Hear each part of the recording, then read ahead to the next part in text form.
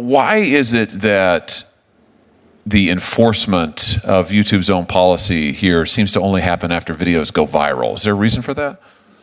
I do not have the answer to that question to you. Do you know how many AI-generated deepfake videos or deepfake content is removed before a victim complains? Does the victim have to complain before YouTube does anything? Again, my specialty is in music policy. I do understand that we use technology such as AI to search for that content, and when it is in violation of our policies, we will remove it. Let me ask you about this. YouTube training data. Has YouTube provided data for use in Google's Gemini or other AI training programs? YouTube does provide data in Google training data in accordance with our agreements. So if an artist uploads music to YouTube, does the company use that music to train AI models? As I mentioned, we do share data in accordance with our agreements. I can't speak to the specifics of any individual agreement. Well, so how are people like Ms. McBride protected? At a Senate hearing, Senator Josh Hawley pressed YouTube on one of the most disturbing issues facing online platforms today: AI-generated deepfake pornography and how tech companies profit from it. What followed was a revealing back and forth about YouTube's policies, its responsibilities, and its role in training AI models with user content. Senator Hawley, you're recognized for 5 minutes. Thank you very much, Madam Chair. Thanks to all of the witnesses for being here. Ms. Carlos, if I could just start with you. You're here on behalf of YouTube, is that right? That is correct. Can you tell me, why is it that YouTube has monetized videos that teach people how to generate pornographic deepfakes of women? Why does that happen on your platform? Thank you for the question. Protecting our users is one of our top priorities. My general expertise is in music policy, so I'm not in the best position to answer that question, but I'm happy to follow up with you. Do you know how many such videos there are out there that are these are monetized videos now on YouTube?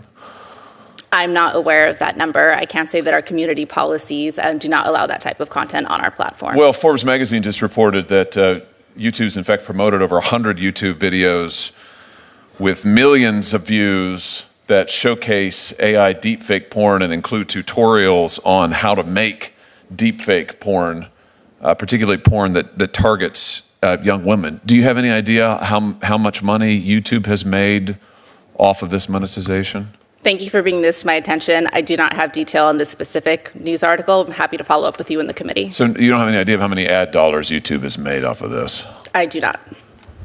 Are you aware that one of these websites that was promoted by YouTube in these videos was later cited in a criminal prosecution for AI sexual abuse material generating, let me be more specific, generating AI sexual abuse material involving children? Thank you again for the question, Senator. As we mentioned earlier, YouTube has endorsed the Take It Down Act, and we take these issues very seriously. Again, I'll notify that I represent music policy and do not have the information to give you a fulsome response during today's hearing. Let me ask you this then. If a teenage girl's face ends up in an AI porn video on your platform, what does YouTube do about it? What's her recourse right now? What can she do to get some recompense, get some restitution? After over a year ago, we updated our privacy policy so that anybody who believes that their voice or likeness is being used without their authorization on our platform can submit a request for removal. A request for removal. Is there some policy in getting reimbursement for any profits the company may have made, again, if these videos are monetized? I mean, does the victim get a share of anything? I'm not aware of those policies. I would have to follow up with you, Senator. Why is it that the enforcement of YouTube's own policy here seems to only happen after videos go viral? Is there a reason for that? I do not have the answer to that question to you. Do you know how many AI-generated deepfake videos or deepfake content is removed before a victim complains? Does the victim have to complain before YouTube does anything? Again, my specialty is in music policy. I do understand that we use technology such as AI to search for that content, and when it is in violation of our policies, we will remove it. Let me ask you about this. YouTube training data. Has YouTube provided data for use in Google's Gemini or other AI training programs? YouTube does provide data in Google training data in accordance with our agreements. So if an artist uploads music to YouTube, does the company use that music to train AI models? As I mentioned, we do share data in accordance with our agreements. I can't speak to the specifics of any individual agreement. Well, so how are people like Ms. McBride protected? I mean, so if you're an artist and you put any content on YouTube, does that mean that it's just free range? I mean, you can do whatever you want with it? Again, it goes down to the terms of our agreement. I will say that we have forged deep partnerships with the music industry. We came out of the gate with forming AI music principles with the music industry and are continuing to experiment with them to see how AI can best benefit their creative process. So are there privacy protections? You're telling me YouTube has in place privacy protections for artists?